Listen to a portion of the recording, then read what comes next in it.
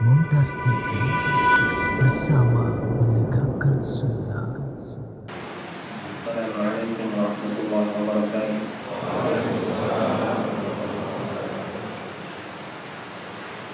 Alhamdulillahi rabbil alamin.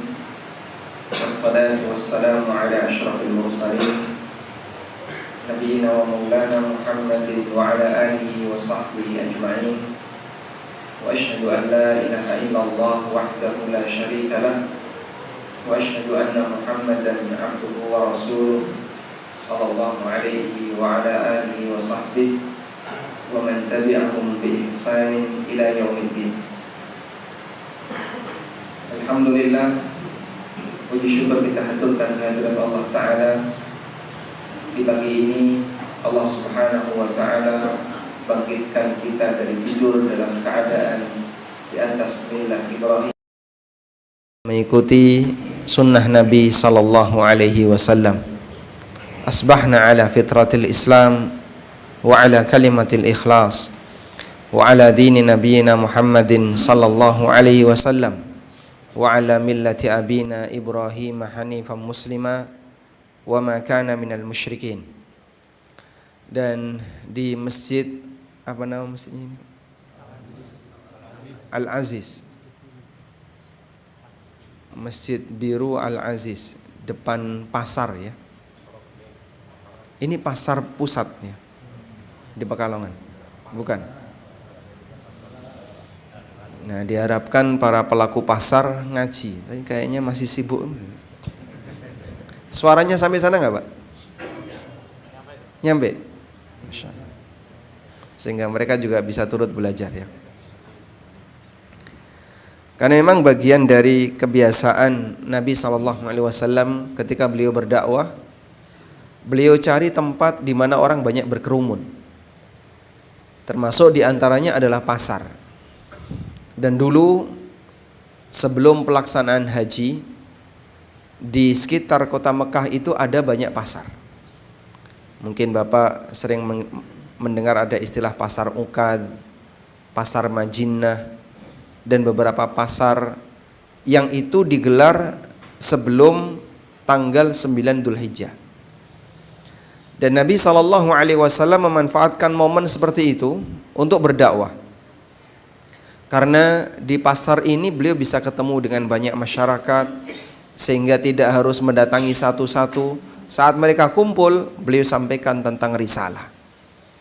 Makanya dakwah di pasar itu penting, meskipun belakangan seperti ini sesuatu yang dianggap asing. Sehingga kalau ada orang yang menyampaikan apa misalnya dengan dan rasan-rasan orang sepasar, tidak pada tempatnya. Padahal yang namanya dakwah itu bisa dilakukan di tempat manapun. Tujuannya adalah menyampaikan kebaikan bagi masyarakat. Baik, kemudian jamaah yang dimuliakan Allah, kalau tema yang disampaikan dalam pengumuman, kita akan membahas tentang amal terbaik di ujung usia. Amal terbaik di ujung usia. Yang sudah di posisi ujung usia siapa saja di sini? Bapak, Masya Allah, angkat tangan sudah. Kurang berapa hari lagi, Pak? Usia berapa, Mas? 25. Kurang berapa hari lagi? Wallahu a'lam. Kalau yang angkat tangan tadi usia berapa? 70. Sebelahnya, Pak? 63. Kurang berapa tahun, Pak? Kita kalau berbicara tentang ujung usia, sebenarnya apa sih definisi ujung usia itu? Ujung usia adalah tua. Apakah tua itu jaminan ujung usia? Enggak. Ada enggak pemakaman di Pekalongan yang bertuliskan khusus 60 ke atas? Ada? 60 plus gitu ada? Enggak ada. Jadi kalau berbicara tentang ujung usia, apa sih yang dimaksud dengan ujung usia? Usia yang saat ini kita alami. Sehingga siapapun hamba, ketika dia sedang dihidupkan oleh Allah Ta'ala, di umur berapapun, hakikatnya dia berada di ujung usianya. Sebab kita tidak tahu kapan kita akan meninggal dunia. Kita tidak tahu kapan Allah Subhanahu wa taala akan mencabut nyawa kita. Wa ma tadri nafsun bi ayyi ardin tamut. Manusia tidak ada satupun jiwa yang dia mengetahui di bumi mana dia akan meninggal. Yang Allah nafikan dalam ayat ini itu adalah tempatnya. Manusia tidak akan tahu di bumi mana dia meninggal. Coba Bapak Ibu bandingkan ya. Memastikan waktu dengan memastikan tempat itu lebih sulit yang mana? Lebih sulit memastikan waktu. Kalau memastikan tempat, orang mungkin bisa berusaha untuk merencanakan. Misalnya, orang ingin memastikan tempat, saya pengen mati di Pekalongan misalnya. Apa yang kira-kira bisa dia lakukan? Dia diam saja di Pekalongan. Begegek, kok begegek itu bahasa Pekalongannya apa ya?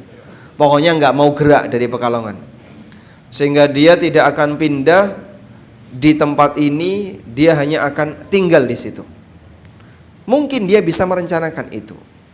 Sekalipun demikian, kata Allah Ta'ala, wa ma tadri nafsun bi ayyi ardin tamut. Orang tidak bisa memastikan di mana dia akan meninggal. Jika tempat saja manusia tidak bisa memastikan di mana dia bisa meninggal, apalagi waktu. Maka tidak ada istilah saya pengen mati di usia 60 tahun. Dari mana Bapak bisa memastikan itu? Tidak tahu. Kalau berharap semoga saya diwafatkan setelah anak saya dewasa, atau setelah saya tua, setelah masyarakat nggak butuh saya dan seterusnya, biar nanti tidak terlalu sedih meninggalkan istri yang janda misalnya ya. Sah-sah saja orang punya harapan, tapi kalau memastikan nggak bakalan ada yang bisa. Karena itu jamaah dibilangkan Allah, berkaitan dengan masalah ujung usia, hakikatnya apa yang saat ini kita hadapi itu adalah ujung usia. Sebab hamba tidak ada yang tahu kapan dia akan menghadap Allah Subhanahu wa taala untuk selamanya dan tidak lagi kembali ke muka bumi. Ada sebuah cerita, ini pernah disampaikan oleh salah satu guru saya, meskipun saya tidak tahu apakah cerita ini sahih atau tidak. Kisahnya, Nabi Sulaiman alaihissalam diberi oleh Allah Subhanahu wa taala kendaraan berupa apa? Angin. Dan kendaraan Sulaiman yang berupa angin ini tidak hanya dinaiki oleh Sulaiman. Terkadang yang naik di kendaraan angin ini juga murid-muridnya Sulaiman. Ashabu Sulaiman, seperti misalnya wazir ya, perdana menteri, atau pembantu-pembantu Sulaiman yang lain yang turut berjuang bersama Sulaiman. Pernah suatu ketika Malakul Maut datang kepada Sulaiman. Dan seorang nabi itu bisa berkomunikasi dengan malaikat. Malakul Maut datang ke Sulaiman, dan waktu itu Sulaiman sedang bersama dengan salah satu di antara sahabat dekatnya. Malakul Maut ini melihat terus ke arah sahabat dekat Sulaiman ini, dipantengin terus, sampai akhirnya orang ini ketakutan, karena dia tahu ini Malakul Maut sedang berubah wujud menjadi sosok yang lain dan mendatangi Sulaiman. Dia dipantengin terus, sampai akhirnya ketika Malakul Maut ini pergi,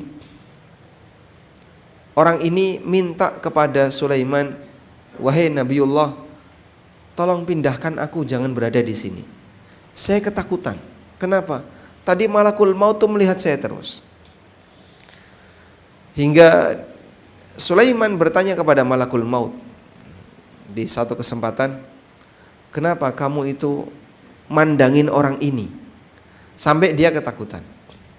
Kemudian Malakul Maut mengatakan, ya Nabiullah, sore ini saya itu diperintahkan oleh Allah untuk mencabut nyawa dia di India, tapi dia masih berada di sini. Jadi waktu pagi atau waktu siang orangnya masih berada di Syam ya, karena kerajaan Sulaiman di mana? Di Syam. Syam itu di mana? Palestina. Padahal orang ini mau dicabut nyawanya di India. Kemudian dia karena ketakutan minta kepada Sulaiman agar dipindahkan. Maka dikirimkanlah dia dengan angin ke India. Di waktu sore dia dicabut nyawanya di India. Tayyib. Terlepas dari keabsahan cerita ini, Allah Subhanahu wa taala tidak akan pernah meleset ketika menetapkan sesuatu. Sehingga ketika ada seorang hamba ditakdirkan A, ditakdirkan B, walaupun kelihatannya sebabnya enggak kelihatan, nampaknya sebabnya enggak kelihatan, tapi pada akhirnya nanti pasti akan terjadi sesuai dengan apa yang dia kehendaki. Selanjutnya, kaum muslimin yang dimuliakan Allah, berkaitan dengan masalah amal terbaik di ujung usia. Saya akan berikan sedikit muqaddimah sebelum kita menyebutkan apa saja sih amal yang terbaik yang perlu kita perjuangkan di ujung usia. Muqaddimah yang pertama, bahwa penentu baik dan buruknya hisab seorang hamba ketika di dunia. Karena hisab itu ada yang di akhirat, ada yang di dunia. Penentu hisab dunia dan penentu hisab akhirat. Penentu yang terbaik bagi hamba ketika hisab di dunia adalah ujungnya. Apabila ujung perbuatannya baik, maka seluruh hisab dunianya dianggap baik. Dan sebaliknya, ketika ujung dunianya diisi dengan keburukan, maka seluruhnya dianggap keburukan. Sebagaimana yang disabdakan oleh Nabi sallallahu alaihi wasallam, Rasulullah sallallahu alaihi wasallam pernah mengatakan, "Wa innamal a'malu bil khawatim." Sesungguhnya amal itu ditentukan di ujungnya. Sehingga kalau ada orang di ujungnya amalnya baik, dia berbuat taat kepada Allah, maka seluruh bagian depan dianggap baik. Sebaliknya ketika ujungnya adalah ujung yang berisi kejahatan, keburukan, maka seluruh bagian depan dianggap buruk. Oleh karena itu, Islam lebih mengajarkan kepada bagaimana kita memperjuangkan yang terbaik di bagian ujung. Dan hidayah oleh Allah Subhanahu wa taala yang Allah berikan kepada hambanya, yang terbaik adalah hidayah yang didapatkan di bagian ujung. Kita masing-masing punya masa silam. Dan para sahabat bisa jadi masa silamnya lebih gelap dibandingkan masa silam kita. Ada di antara mereka yang mungkin pernah minum khamr, pernah main judi, pernah berbuat zina, bahkan menyembah berhala, bahkan mau membunuh nabinya sallallahu alaihi wasallam, dan aneka kejahatan yang lainnya. Tapi saat mereka masuk Islam dan mendapatkan hidayah dari Allah Subhanahu wa taala, mereka jadi pahlawan-pahlawan di tengah kaum muslimin. Sehingga kalau kita melihat dari kondisi masa silam, antara masa silam kita dengan masa silam orang musyrikin di masa silam yang kemudian mereka masuk Islam, bisa jadi lebih gelap mereka dibandingkan kita. Namun yang menentukan bukan di bagian itu, yang menentukan adalah ujung. Kalau ujungnya baik, maka seluruh hidupnya dianggap baik. Karena itu Nabi sallallahu alaihi wasallam menekankan, wa innamal a'malu bil khawatim. Sesungguhnya yang menentukan nilai amal seorang hamba adalah melihat dari ujungnya. Sebaliknya, hisab di akhirat yang menentukan itu bagian depan. Kalau depannya baik, maka belakangnya dianggap baik. Sebab di akhirat orang sudah tidak lagi beramal. Maka ketika di akhirat, penentu baik dan buruknya seorang hamba dilihat dari bagian awalnya. Disebutkan dalam hadis yang dinilai sahih dalam sahih At-Targhib wa Tarhib, Nabi sallallahu alaihi wasallam pernah bersabda, "Awwalu ma yuhasabu bihil 'abdu yaumal qiyamah as-salah." bagian pertama yang akan dihisab dari amal seorang hamba besok di hari kiamat adalah salatnya. Fa in saluhat saluha sairu amalih. Kalau salatnya baik, maka seluruh amal yang baik, seluruh amal yang lain dianggap baik. Wa in fasadat fasada sairu amalih. Tapi kalau salatnya rusak, maka seluruh amal yang lain dianggap rusak. Sehingga pada waktu di akhirat, mengingat orang sudah tidak lagi beramal, adanya hanya hisab, maka penentu baik dan buruknya hamba adalah hisab yang bagian depan. Begitu bagian depan dia mendapatkan kebaikan, nilainya bagus, maka bagian belakang bagus. Dan Nabi SAW memberitahu,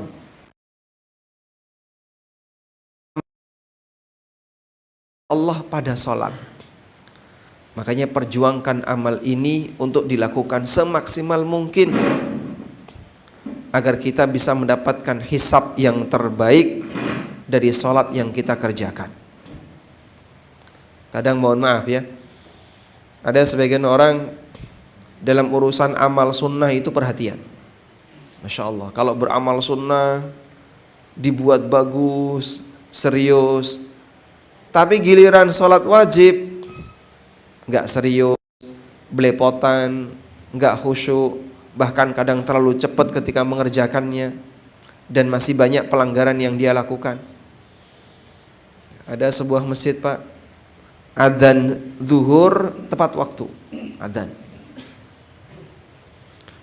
Lalu setelah itu ngapain? Zikir panjang sekali. Ya. Sudah?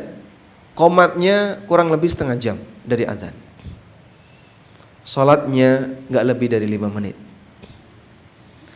Sehingga dia lebih perhatian terhadap aneka kegiatan sebelum qomat, sebelum salat wajib daripada salat wajibnya. Salatnya terlalu cepat.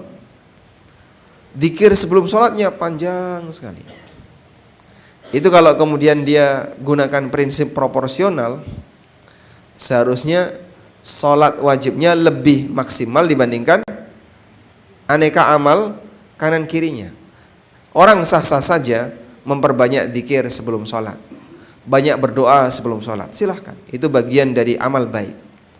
Tapi bagian yang wajib jangan sampai disepelekan, karena bagian sholat yang wajib inilah yang menentukan baik dan buruknya amal seorang hamba. Kemudian pengantar yang kedua, bahwa perjuangan kita jadi muslim yang baik sampai kapan? Sampai mati. Karena Allah Subhanahu wa taala berpesan agar kita bertahan jadi muslim yang baik sampai mati. Ya ayyuhalladzina amanu taqullaha haqqa tuqatih wa la tamutunna illa wa antum muslimun. Wahai orang-orang mukmin, bertakwalah kepada Allah haqqa tuqatih, dengan takwa yang sebenarnya. Bentuk takwa yang sebenarnya itu bagaimana? Takwa yang serius. Para sahabat ketika turun ayat ini, mereka tahajud itu sampai bengkak kakinya. Lalu kemudian turun firman Allah Subhanahu wa taala di ayat yang lain, fattaqullaha mastata'tum, bertakwalah kalian kepada Allah semampu kalian.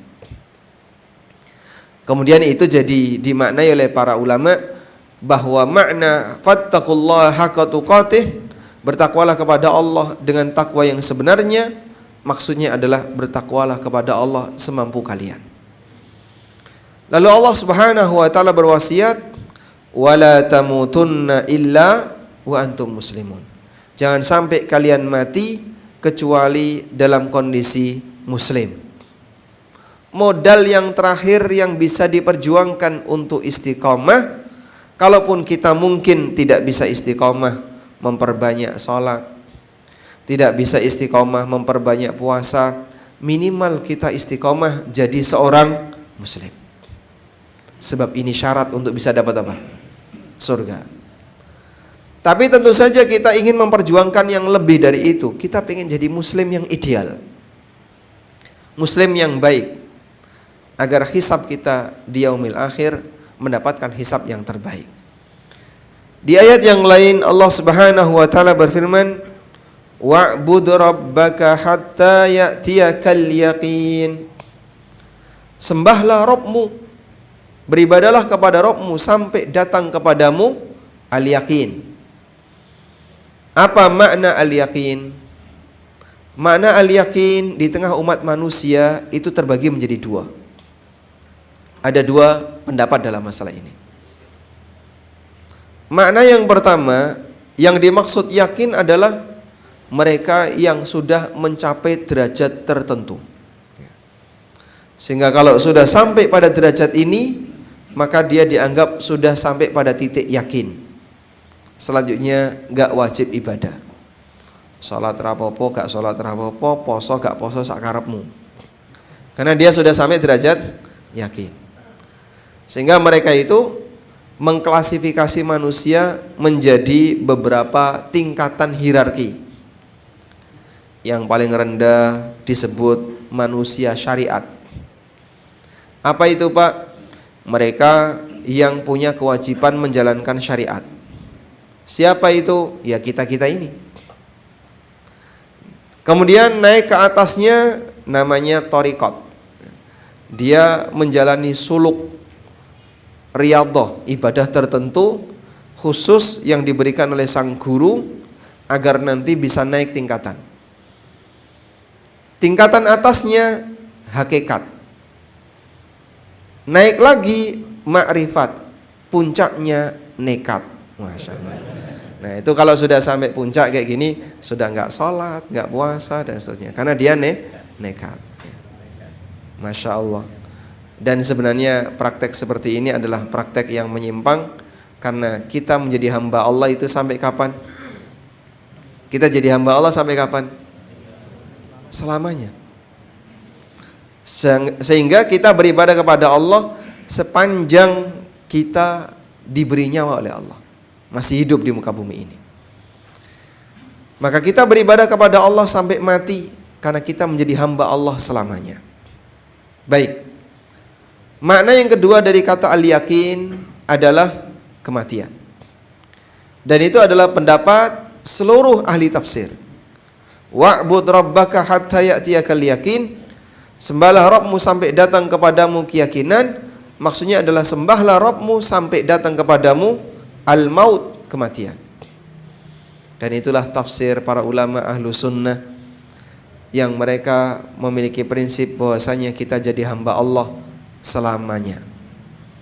Sebagaimana yang Allah Subhanahu wa taala tunjukkan ketika Allah menceritakan tentang dialog penduduk neraka. Ma salakakum fi saqar? Apa yang menyebabkan kalian tinggal di neraka? Apa jawaban mereka? Qalu lam naku minal musallin. Kemudian wala nut'imul miskin wa kunna nakhudhu ma'al khaidin wa kunna nukadzibu biyaumiddin hatta atanal yaqin. Penduduk neraka ditanya oleh Allah, apa yang menyebabkan kalian tinggal di neraka? Mereka menjawab, lam naku minal musallin, kami dulu enggak sholat, kami dulu tidak memberi makan orang miskin, dia enggak bayar zakat, dia enggak menerima. Kami dulu isinya cuman bersenda gurau. Kami dulu mendustakan yaumuddin hatta atanal yakin, sampai datang kepada kami al-yakin. Kalau al-yakin ini pakai tafsir yang pertama tadi, yang nekat tadi ya. Setelah dia mencapai derajat hakikat, makrifat, nekat. Berarti orang kafir kalau sudah sampai derajat nekat, masuk neraka. Berarti kalau ada orang muslim yang punya seperti ini, sehingga waktu masih muda dia bagus, kemudian tua makin gak karuan, puncaknya menjelang dia meninggal malah gak pernah sholat, dan dia sengaja seperti itu, Allah Subhanahu wa ta'ala mencabut hidayah darinya. Dan itu bukti bahasanya amal orang ini di bagian awal tidak diterima, sehingga di bagian akhir hidayah itu dicabut, sampai kemudian dengan keyakinan yang dia punya, dia sendiri yang menjadikan ujung usianya lebih jelek daripada di bagian awal. Gak sholat, gak puasa, tidak mengerjakan apapun, bahkan isinya maksiat.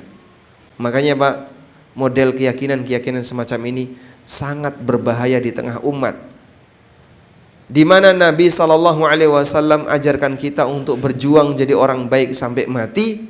Kalau keyakinan ini justru mengantarkan orang untuk semakin jahat ketika menjelang wafatnya, karena dia menganggap dia sudah berada pada tingkatan ma'rifat yang boleh tidak sholat, boleh tidak ibadah kepada Allah Ta'ala dengan alasan sudah sampai titik yang yakin. Orang kafir yang masuk neraka juga bilang seperti itu. Kami dulu nggak sholat, kami dulu hatta ya'tiyanal yakin, sampai datang kepada kami titik yakin. Kalau itu diterjemahkan yakin dalam arti sebagaimana tadi ma'rifat, berarti orang kafir mencapai derajat ma'rifat, makanya orang sholat. Sehingga kalau muslim seperti ini nasibnya sama seperti mereka. Waliyadzubillah. Terus yang benar apa Pak? Hatta ya'tiyakal yakin, sampai datang kepadamu al-yakin, maksudnya adalah sampai datang kepada kami kematian. Karena penyesalan orang kafir di hari kiamat itu menyebutkan, kami dulu nggak sholat, kami nggak gini, sampai kami mati. Oleh karena itu jamaah dimuliakan Allah, saat mereka mati, mereka sudah tidak bisa lagi untuk menambah amal apapun alasannya. Ada orang yang bertanya kayak gini, Pak, kenapa sih orang kafir itu azabnya abadi? Padahal kan mereka melakukan kekufuran selama usia yang Allah berikan kepadanya. Ada yang mati di usia 80 tahun, berarti dia mati kafir, berarti dia melakukan kekufuran selama 80 tahun, dikurangi masa anak-anak yang dia tidak dihisap. Tapi kenapa azabnya abadi? Tafassahu fil majalis, silakan. Boleh maju Pak? Silakan merapat Pak. Barangkali ada yang di sini boleh? Maju lagi. Ini yang di pasar belum datang loh Pak. Yang di pasar datang nggak muat gitu Mas ini. Kalau salat mereka di sini ya. Baik. Jadi Rasulullah Sallallahu Alaihi Wasallam meminta agar kita berjuang sampai ujung usia. Karena ini yang menentukan baik dan buruknya nilai amal seorang hamba. Dan ada sebagian orang yang hidayahnya dicabut dengan dia membuat keyakinan sendiri yang tidak pernah diajarkan dalam syariat kita. Yang model tadi itu, manusia terbagi menjadi beberapa tingkatan. Ada syariat, ada thariqat, ada hakikat, kemudian puncaknya ma'rifat. Sampai pada kondisi ini dia menganggap sudah tidak lagi melakukan sholat, sehingga dia memperburuk kondisi bagian akhir dari usianya. Baik, selanjutnya jamaah di belakang Allah Ta'ala,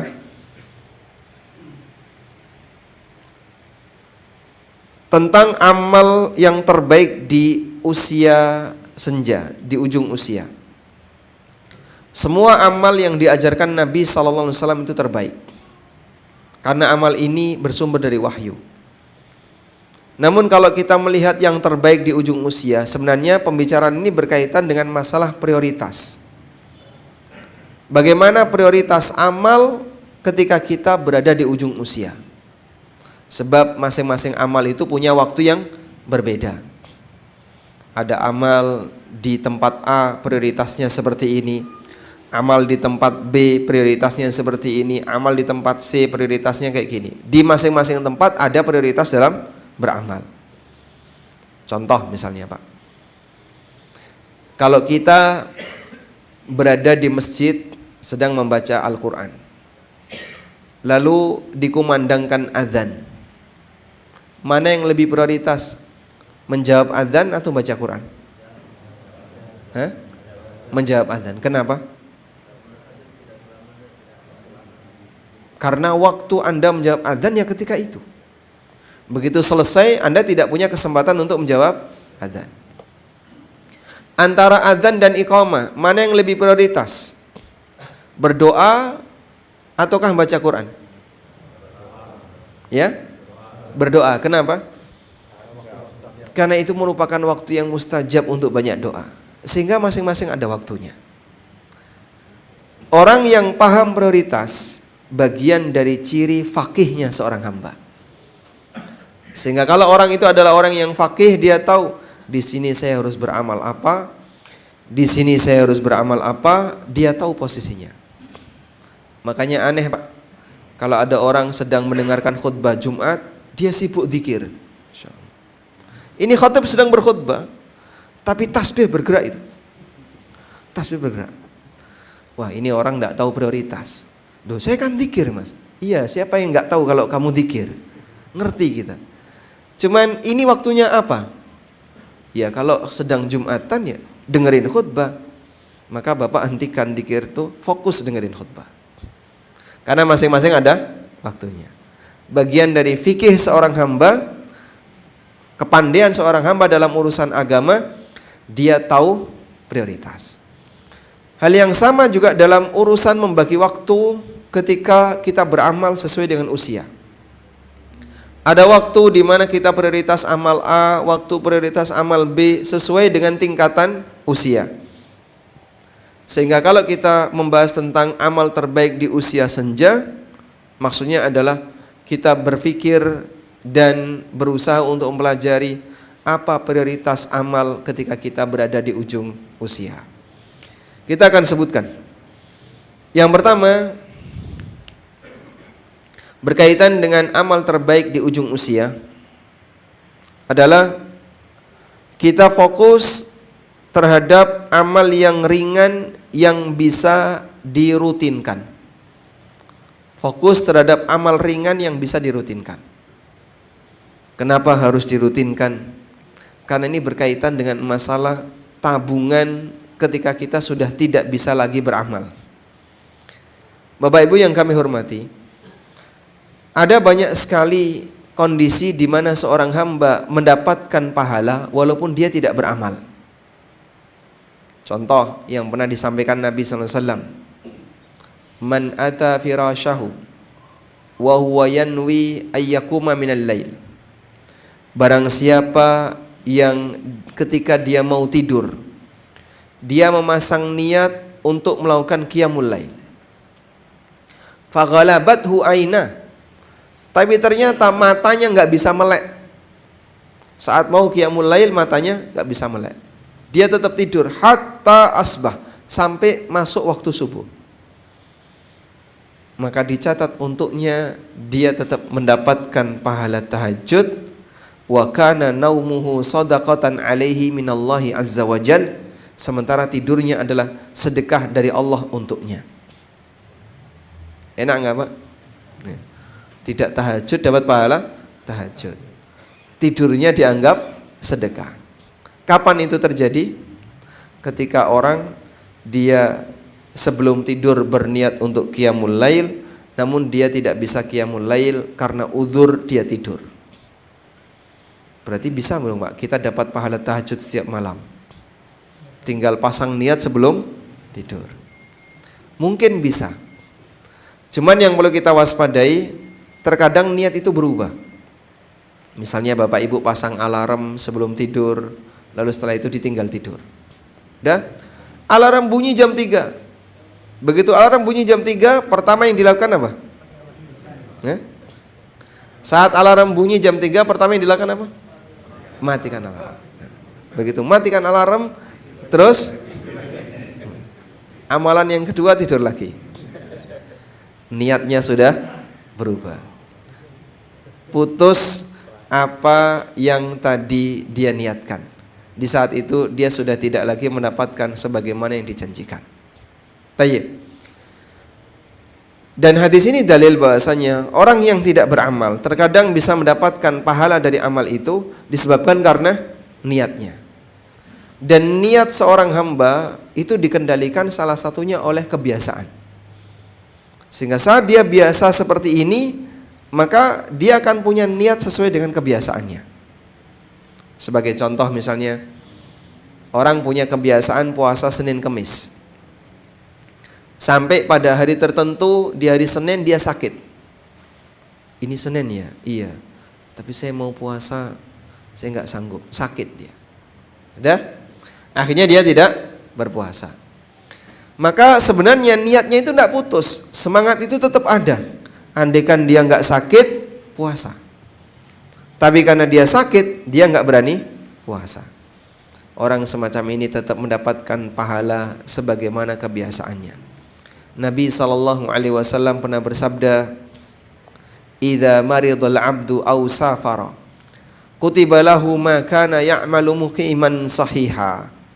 Ketika seorang hamba itu sakit atau safar, maka akan dicatat untuknya sebagaimana kebiasaan ketika dia sehat dan ketika dia tidak safar. Kaitannya dengan ini jamaah, Allah Ta'ala menjanjikan bagi orang mukmin mereka akan mendapatkan pahala yang ghairu mamnun. Sebagaimana yang Allah firmankan, illal ladzina amanu wa amilus salihati falahum ajrun ghairu mamnun. Orang yang beriman dan beramal saleh, mereka mendapatkan pahala yang ghairu mamnun, pahala yang tidak pernah putus. Bagaimana kondisinya orang yang beriman itu mendapatkan pahala yang tidak pernah putus? Saya kutipkan keterangan yang disampaikan oleh Ibnu Abbas radhiyallahu anhuma dan dikutip dalam tafsir At-Tabari. Ibnu Abbas mengatakan, fa ayyuma rajulin kana ya'malu amalan salihan wa huwa qawiyyun syabun. Siapapun orang yang dulu waktu dia masih kuat, waktu dia masih muda, dia melakukan amal saleh, kathiras salati, kathiras siyami was sadaqah, rajin salat, rajin puasa, rajin sedekah. Thumma dha'ufa amma kana ya'malu fi syababihi, hingga satu kondisi dia tidak sanggup untuk melakukan rutinitas amal sebagaimana masa mudanya.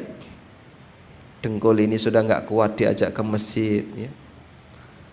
Badan sudah nggak kuat diajak untuk berdiri ketika salat, sehingga salatnya tidak bisa berdiri. Atau misalnya dia nggak bisa lagi untuk salat berjamaah, hanya bisa duduk di atas ranjang, disebabkan karena uzur sakit, apalagi sudah lanjut usia. Ada satu masa jasad ini sudah tidak bisa lagi kita paksa untuk ibadah. Bisanya hanya mungkin ibadah tapi terbatas sekali. Salatnya sambil di atas ranjang, mau Jumatan sudah nggak bisa, dan seterusnya. Kata Ibnu Abbas radhiyallahu anhuma, ajrallahu azza wa jalla lahu ma kana ya'malu fi syababihi. Allah tetap memberikan pahala kepadanya sesuai dengan amal yang dia kerjakan di waktu muda, sebagaimana rutinitasnya.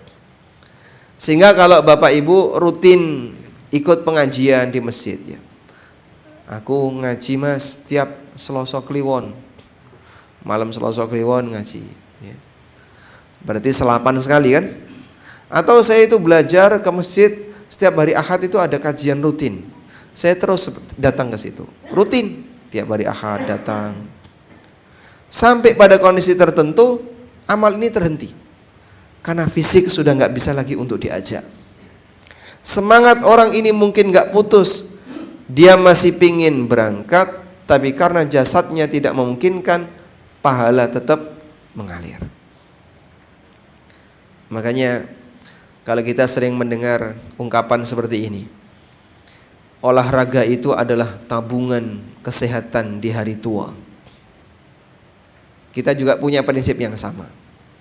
Amal soleh itu adalah tabungan ibadah di hari tua. Dengan cara tadi, kalau Bapak dalam posisi masih kuat untuk melakukan aneka amalan-amalan soleh dengan modal fisik yang kita punya, hingga pada satu keadaan fisik itu sudah tidak bisa lagi diajak untuk beramal secara maksimal, maka pahalanya nggak putus, terus mengalir. Sampai kapan Pak? Sampai kita meninggal. Itulah yang dimaksud falahum ajrun ghairu mamnun. Mereka dapat pahala yang tidak pernah putus. Tapi kalau bagian depan dia nggak pernah melakukan ibadah, misalnya dia nggak pernah sholat sunnah, dia nggak pernah berjamaah di masjid, dia nggak pernah hadir di pengajian secara rutin, dia tidak pernah melakukan puasa sunnah, dia nggak punya amalan-amalan sunnah di awal-awal hidupnya ketika dia masih kuat. Begitu dia sudah sakit-sakitan bilang, saya pengen puasa sunnah tapi nggak bisa. Lah dulu waktu sehat kemana saja kamu?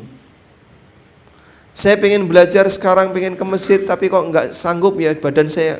Dulu waktu kamu masih kuat kemana saja? Sehingga kalau dulu dia nggak punya rutinitas, belakangan dia niatkan pengen dapat rutinitas itu, padahal dia sudah nggak bisa beramal, dapat pahala nggak? Nggak dapat. Karena dia memang dari dulu tidak punya amalan seperti ini. Makanya kata kunci merutinkan amal yang ringan tapi ajak dilakukan, rutin dilakukan. Ini menjadi salah satu sebab seorang hamba bisa mendapatkan pahala yang terus mengalir dan tanpa. Selanjutnya, amalan berikutnya. Kita diajarkan untuk banyak bertaubat kepada Allah. Bertaubat baik dari perbuatan dosa kepada Allah maupun dosa kepada sesama makhluk. Kenapa kita perlu banyak bertaubat di ujung usia? Sederhananya kayak gini, Pak. Seorang hamba ketika dia mau beribadah kepada Allah, maka disyariatkan untuk apa? Sebelum kita sholat, kita disyariatkan untuk apa? Untuk wudhu. Kita disyariatkan untuk wudhu terlebih dahulu. Kenapa kita perlu wudhu? Dalam rangka untuk membersihkan diri kita dari noda najis dan hadas. Sehingga kita bersihkan najis, kita bersihkan hadas. Kita mau menghadap Allah, maka bersihkan kotoran-kotoran ini sebelum menghadap Allah. Orang yang umroh maupun haji, ketika dia mau berangkat dari mikot, persiapannya itu jauh dari mikot.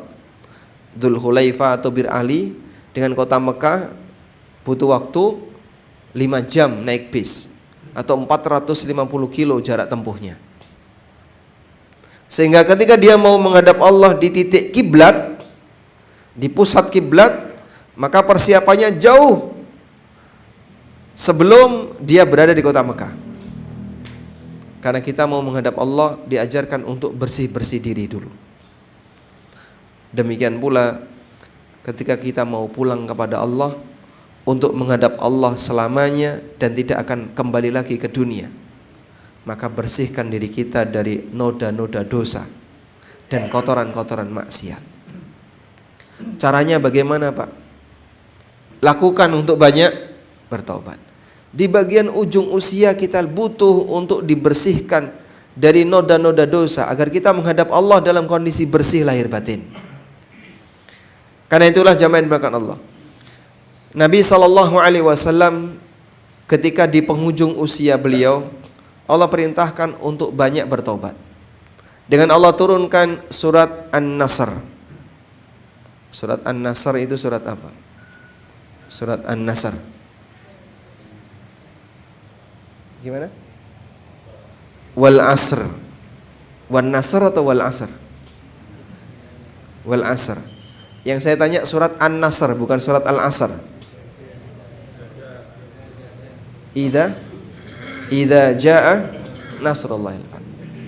Surat An-Nasr itu adalah surat Idza jaa nasrullahi wal fath. Di bagian akhir dari surat Idza jaa, Allah Subhanahu wa taala perintahkan fasabbih bihamdi rabbika wastaghfir innahu kana tawwaba. Bertasbihlah dengan memuji Rabbmu, wastaghfir, dan mintalah ampunan kepadanya. Sehingga di situ Allah perintahkan apa? Untuk banyak istighfar. Surat An-Nasr ini pernah ditanyakan oleh Umar bin Khattab kepada Ibnu Abbas radhiyallahu anhu. Wahai Ibnu Abbas, apa yang kamu katakan terkait surat An-Nasr? Idza jaa nasrullahi wal fath. Maka Ibnu Abbas mengatakan, hadza qurbu ajalin Nabi sallallahu alaihi wasallam. Surat Idza jaa itu adalah pertanda dekatnya ajal Nabi sallallahu alaihi wasallam. Apa hubungannya, Pak? Apa kaitannya antara surat An-Nasr dengan pertanda dekatnya ajal? Ibnu Abbas ketika memberikan tafsir, tafsirnya itu out of the box, di luar dari umumnya, sehingga anti mainstream. Orang pada umumnya ketika menafsirkan itu tafsirnya tekstual, tapi Ibnu Abbas di luar itu. Karena seorang nabi ketika sudah berhasil menaklukkan negeri asalnya dan orang banyak masuk Islam, berarti tugasnya sudah selesai.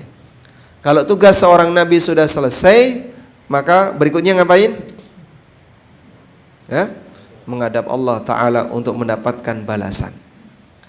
Sehingga itu merupakan pertanda kematian beliau sallallahu alaihi wasallam.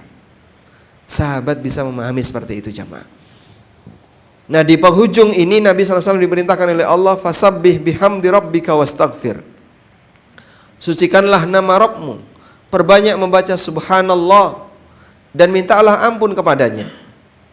Yang dikatakan oleh Aisyah radhiyallahu anha, pada waktu Nabi SAW mendapatkan surat An-Nasr, beliau ketika rukuk dan sujud sering membaca subhanakallahumma rabbana wa bihamdika allahumma gfirli yu'awwilul Qur'an.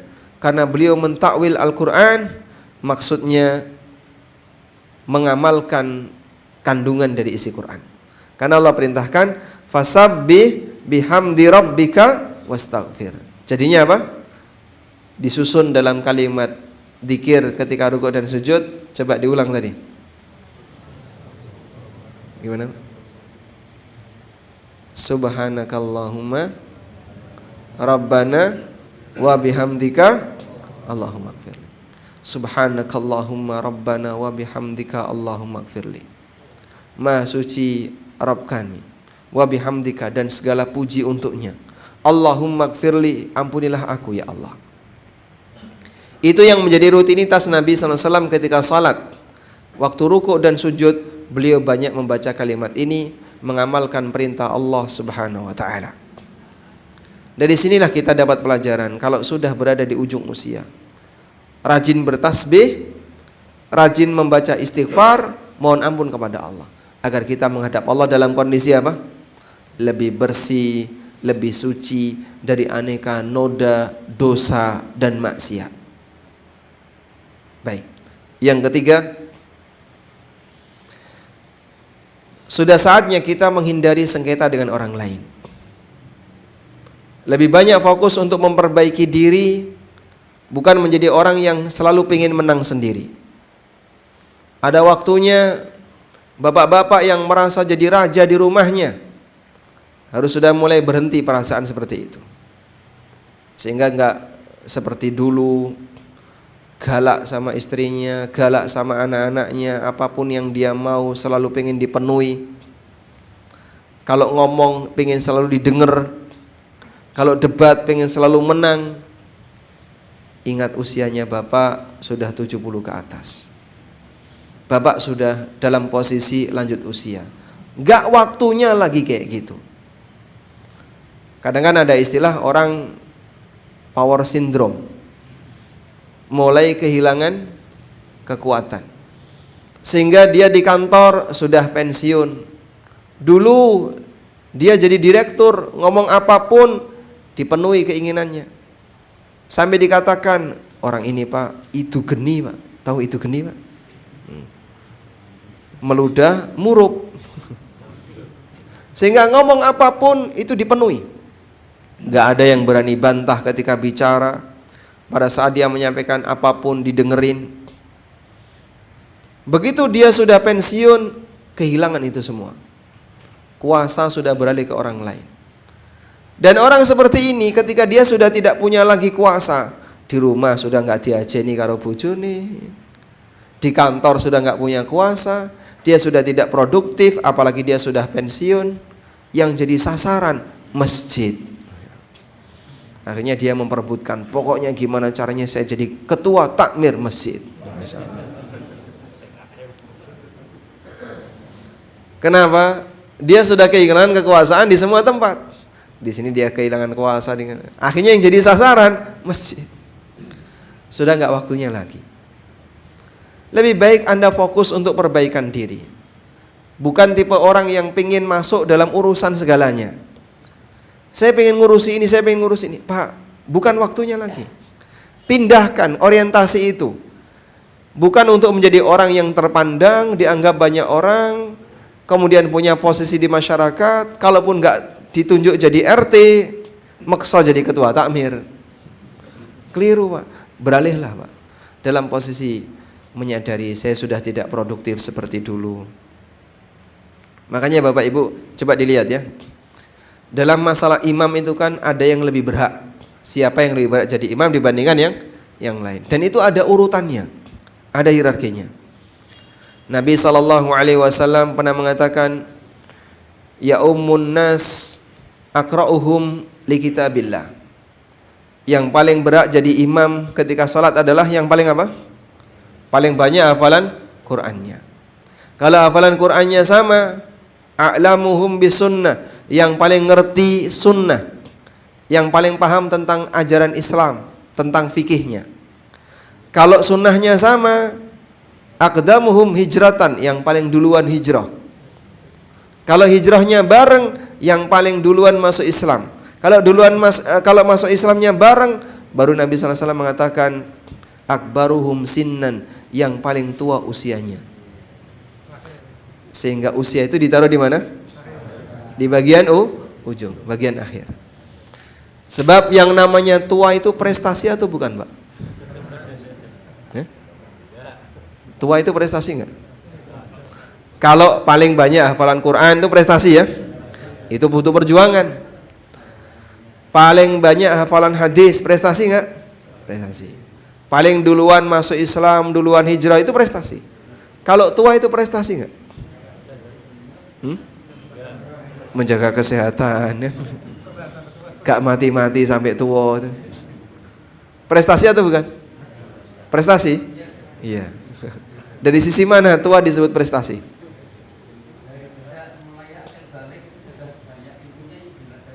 Masya Allah. Sudah hafal Quran dari balik ya. Kalau ini berarti hafal Qurannya ya, bukan tuanya. Mohon maaf Bapak Ibu, orang kalau diam saja jadi tua nggak? Hah? Jadi tua.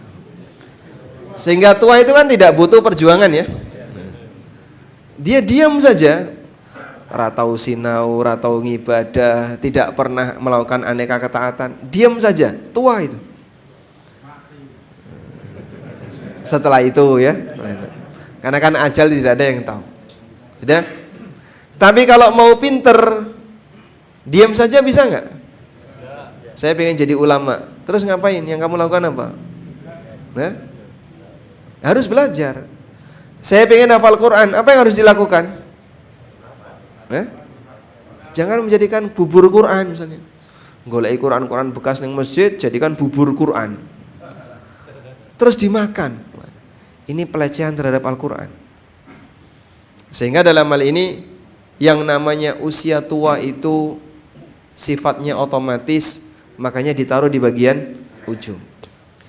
Karena itu mereka yang sudah berada di lanjut usia diajarkan lebih fokus untuk perbaikan diri. Bukan waktunya lagi untuk banyak ngurusi orang lain. Tapi kadang mohon maaf ya, di beberapa masjid karena dia merasa paling tua, pokoknya dia nggak mau digeser. Saya harus nomor 1 di masjid ini. Akhirnya minta terus paling depan ya. Selalu minta paling depan jadi imam. Kalau nggak mau jadi imam, kalau nggak dipakai jadi imam, nggak mau sholat di masjid. Simbah ini kemana? Mutung. Kenapa? Digeser. Masya Allah, kasihan ini orang ya. Kadang kan ada orang yang karakternya kayak gitu ya. Makanya kalau sudah masuk di lanjut usia, hindari yang namanya sengketa. Dan banyak berurusan dengan orang lain itu sumber sengketa.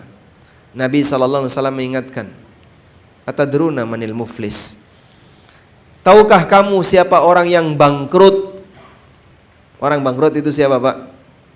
Rasulullah SAW jelaskan, mayyati yaumal qiyamah bisalatin wa sadaqatin wa siyamin wa zakatin Orang yang datang di hari kiamat dengan membawa pahala salat, pahala sedekah, pahala zakat, pahala puasa, dan aneka pahala yang lainnya.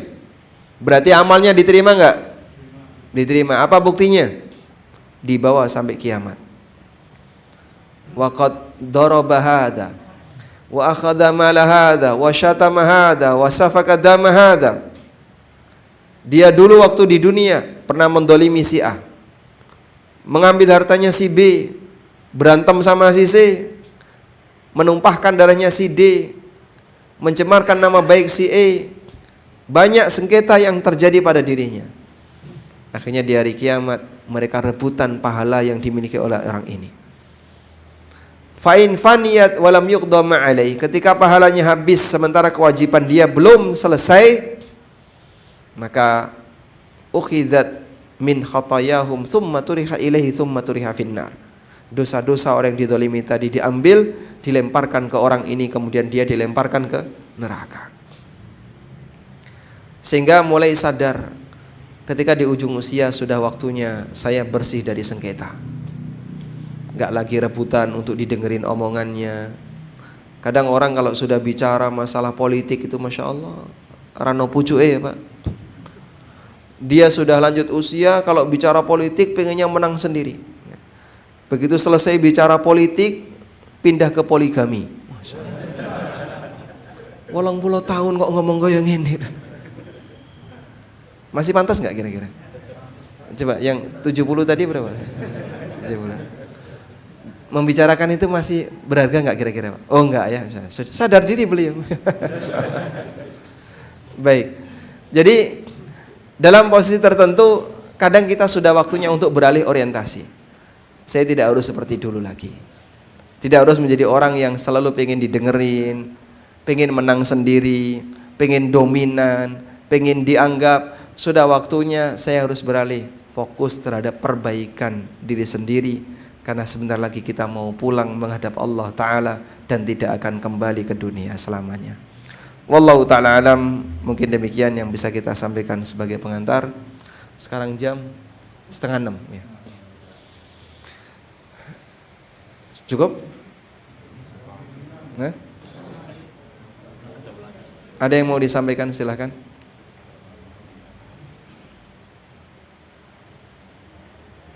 Tidak ada? Nah silahkan. Gimana? Silahkan Pak.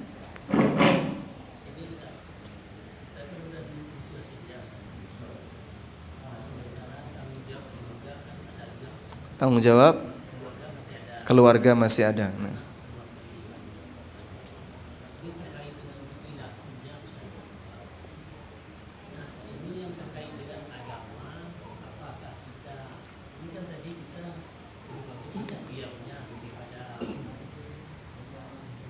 Daripada sengketa.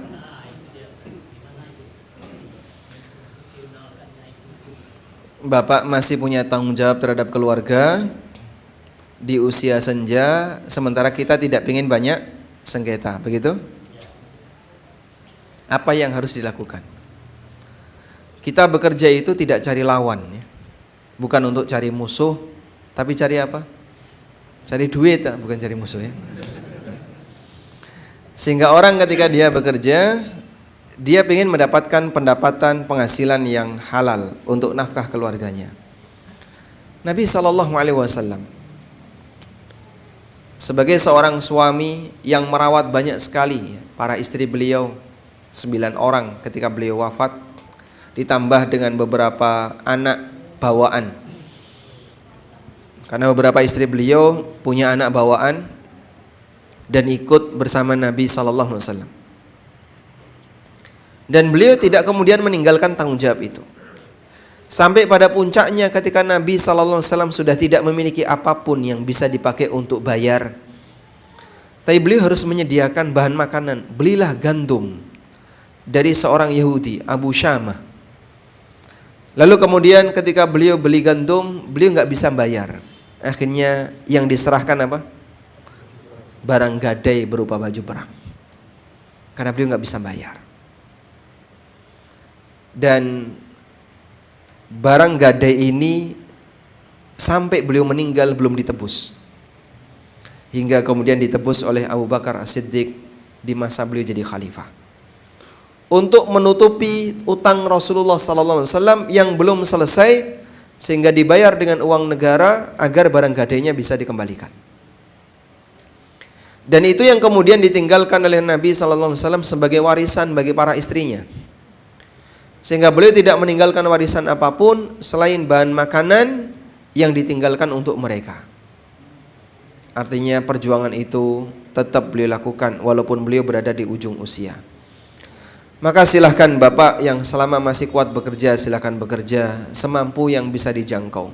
Kalau tidak ada anak yang bisa memenuhi kebutuhan orang tuanya, namun hindari semaksimal mungkin yang namanya sengketa, hindari semaksimal mungkin yang namanya berantem, karena ini justru akan menjadi beban berat bagi kita ketika mau menghadap Allah Ta'ala. Jadi dijangkau semampunya. Wallahu a'lam. Seseorang sudah linglung karena lanjut usia. Apakah orang tersebut masih berkewajiban untuk sholat, sementara mengenali siang malam saja sudah bingung? Nah, sehingga dia nggak tahu ya, ini siang atau malam dia nggak tahu. Ya, nyalakan lampu dikiranya sudah terbit matahari ya, padahal nyalakan lampu. Kalau sudah sampai hilang ingatan atau hilang akal, maka dia tidak wajib untuk ibadah. Sebab Nabi SAW mengatakan, rufi'al qalam an thalathin. Pena catatan amal itu diangkat dari 3 orang. As-sabiyyu hatta yahtalima,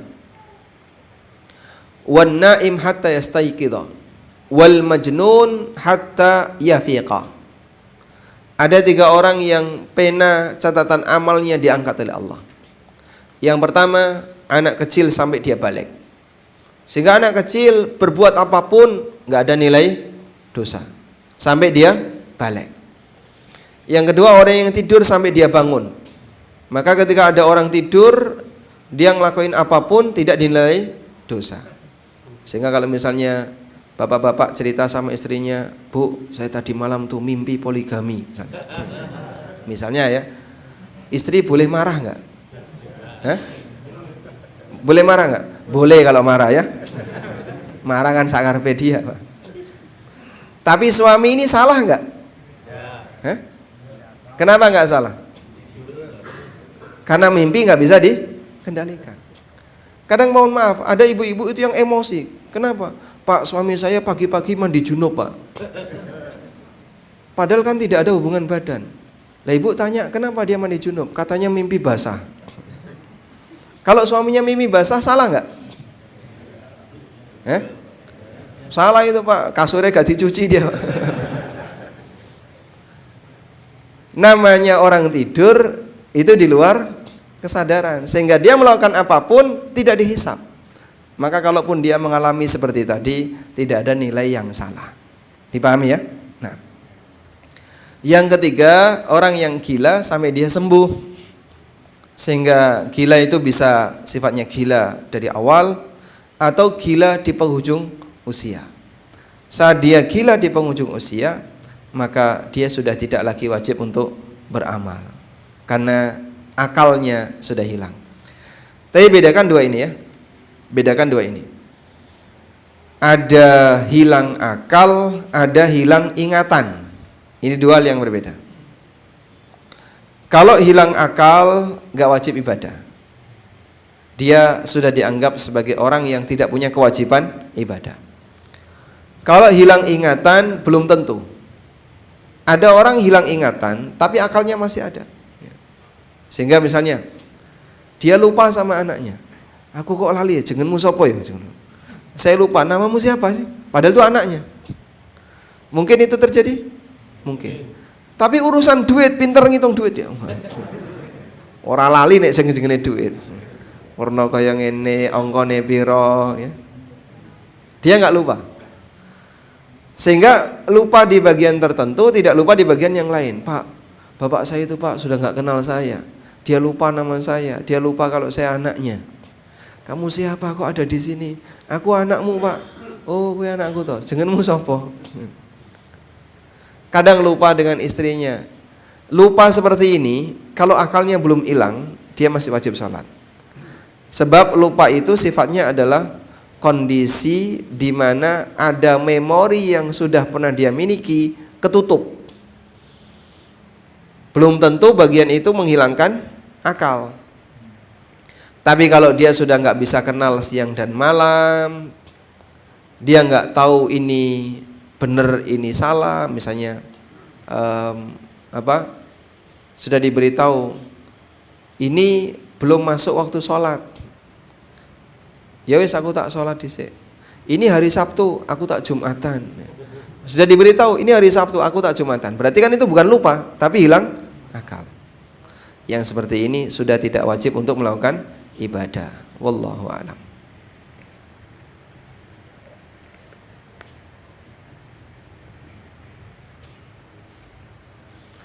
Ciri-ciri tentang riswah atau suap.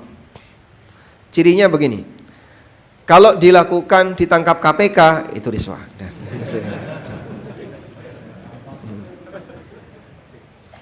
Namanya suap dan riswah itu semua orang paham ya. Ini masuk kategori suap, ini masuk kategori riswah.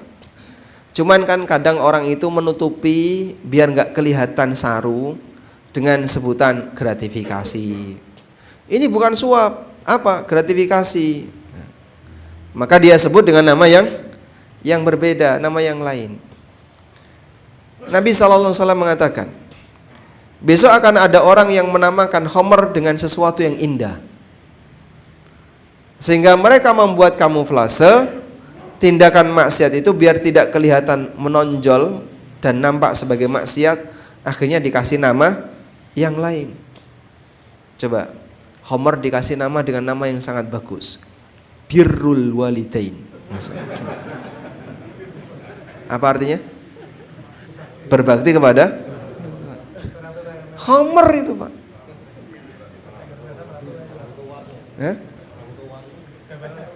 Gambar orang tua, ikuti nasihat orang tua.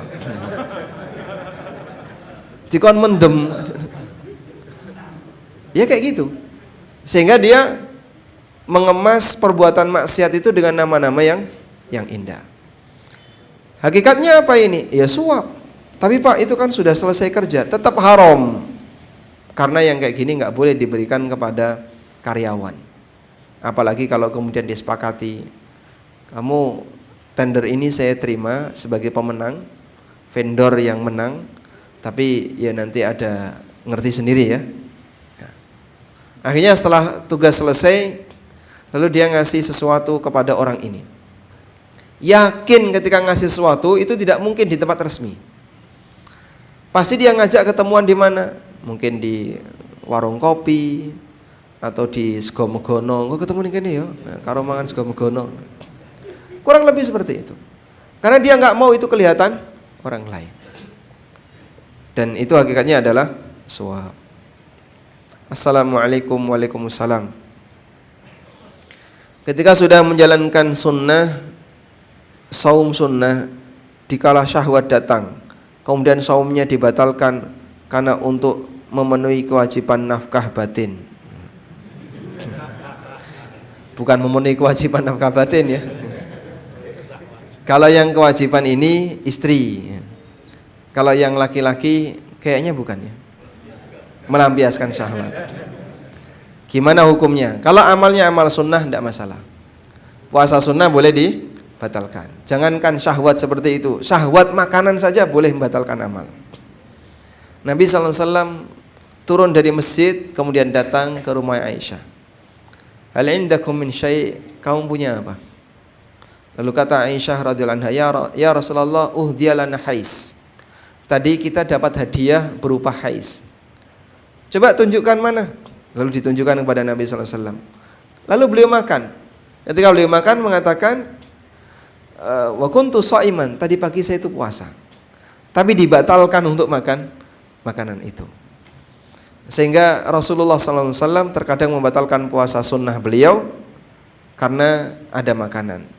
Dan sah-sah saja. Mungkin maksud beliau dalam rangka menghargai yang ngasih hadiah, membahagiakan keluarganya sehingga nanti bisa makan bareng dengan istrinya, dan itu bagian dari amal saleh yang dilakukan oleh suami ketika dia berbuat baik kepada keluarganya. Wallahu ta'ala alam, wa sallallahu ala nabiyyina Muhammadin wa ala alihi wa sahbihi wa sallam, wa akhiru da'wana anil hamdulillahi rabbil alamin. Wassalamu alaikum warahmatullahi wabarakatuh.